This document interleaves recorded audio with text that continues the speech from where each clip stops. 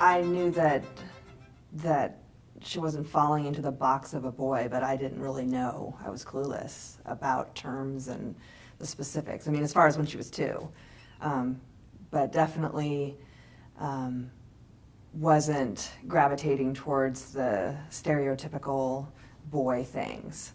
So I definitely picked up on that. And so it wasn't really a surprise when she said, "I'm a girl."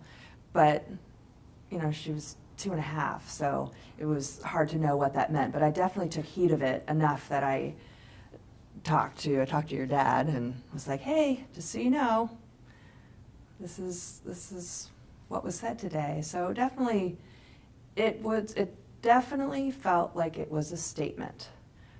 The first time that she had filled out this gender Gumby exercise, and with her talking buddy, and remember how you filled out the gender Gumby, and you know there's a dot for male and female, and there's this line, and you put yourself as how you were assigned at birth, and you either put your dot by male or by female or somewhere in between, and how you identify somewhere in between or on one of the dots. And I had never, ever had to think about this. I mean, I'm cisgender, meaning I was assigned female at birth and never questioned that or felt otherwise. And I had never done an exercise like that. I filled out this form. She'd done one for herself and her sister, her dad, and myself. I was asked to do one, and I filled it out. And it was hard for me because I had never thought about it. And okay, the easy one, I was assigned female at birth, put my dot on the female side.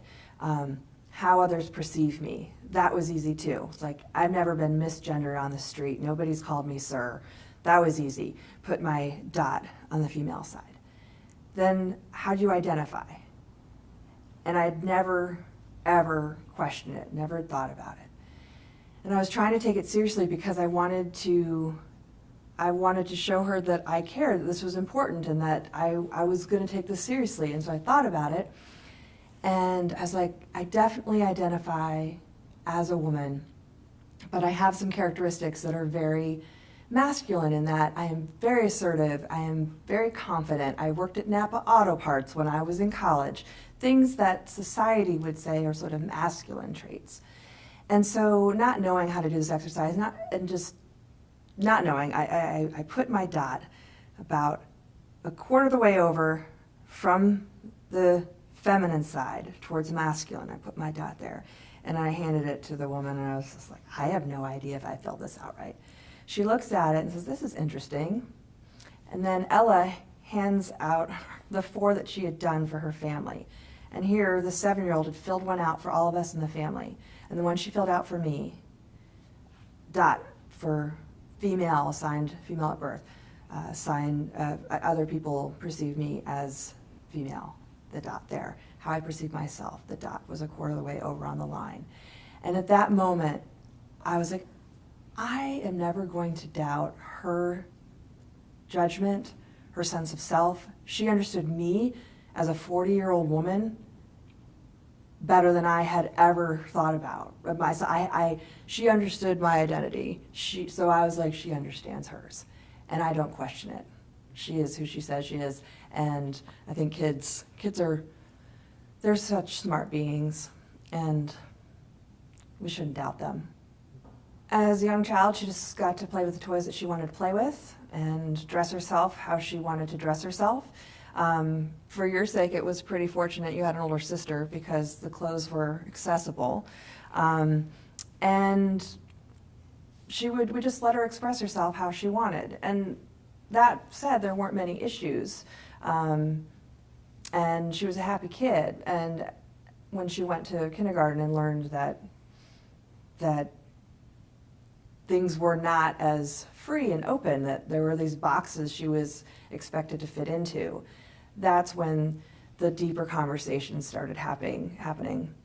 More so, the behavioral problems started to surface because she was so unhappy. And so I was very much paying attention and trying to listen and help and support her.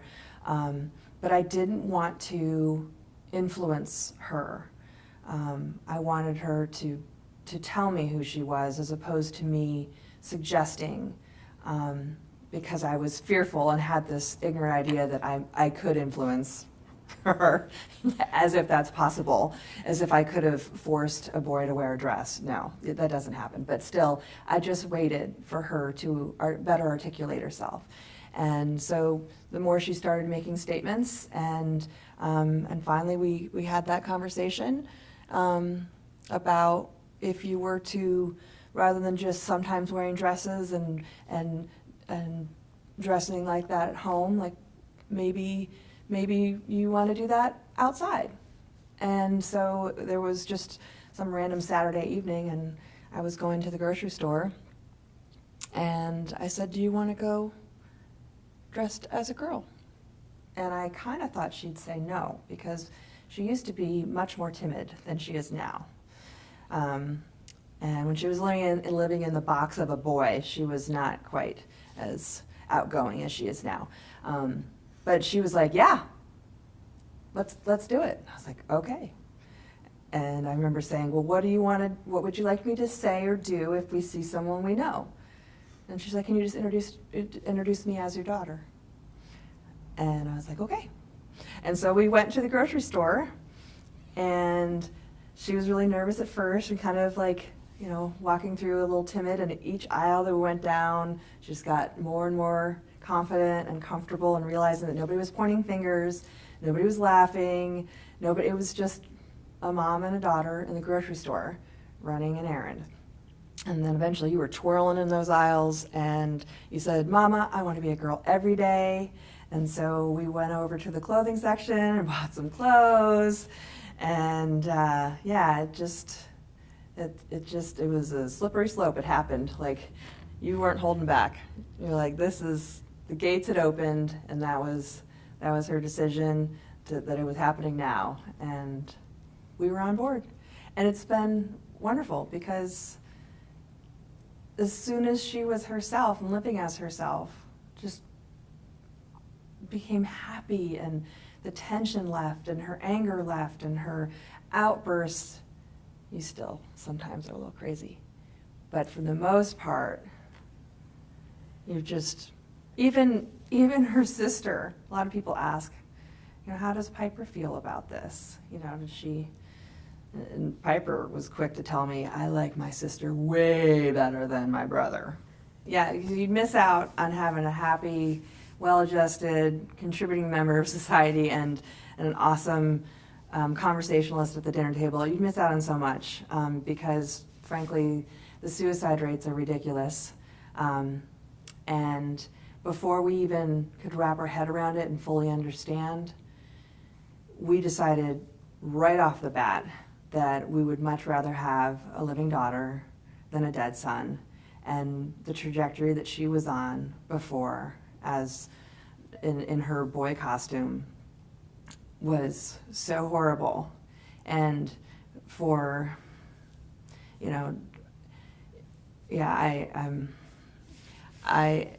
there's too much at stake. That's the short answer. And it's selfish.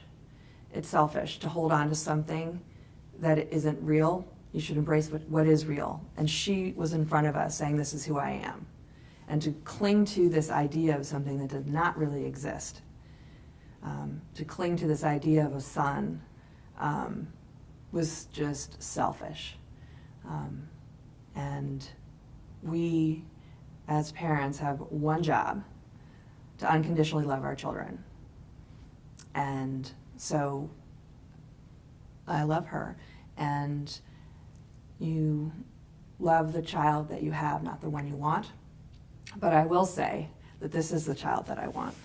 I am most grateful for your authenticity and your honesty with me, that you told me, shared your truth with me, that I was lucky enough to be on the receiving end of your truth. And you are one of the bravest little kids I know.